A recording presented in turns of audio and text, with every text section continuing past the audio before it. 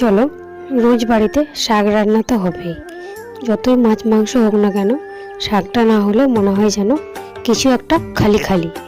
তো রোজই সব ধরনের শাক খাওয়া হয়, আজ তাই নিয়ে চলে এলাম অন্য একটা শাক। শাকটার নাম আমাদের এখানে সবাই পুনকা শাক বলে, যাদের যেরকম ল্যাঙ্গুয়েজ আমি জানি না কোনখানে কি বলে, তো আমরা এটাকে পুনকা শাক নামে চিনি। এর মধ্যে দিয়ে দেবো একটা কাঁটা বেগুন। এখানে পুনকা শাকটাকে ভালো করে ধুয়ে নেব। পুনকা শাকটা ভালো করে ধুয়ে নেবো, কারণ কি এর মধ্যে প্রচণ্ড বালি আছে, আর একটা বালি লাগলে তো ব্যাস পুরো খাবারটাই শেষ। তো সেখানে আমি শাকটাকে এখানে ভালো করে ধুয়ে কড়াইতে লঙ্কা, শুকনো লঙ্কা ফোড়ন দিয়ে দিয়ে দিলাম শাকটা ভালোভাবে নাড়াচাড়া করে মধ্যে শাকটা সেদ্ধ হয়ে যাবে।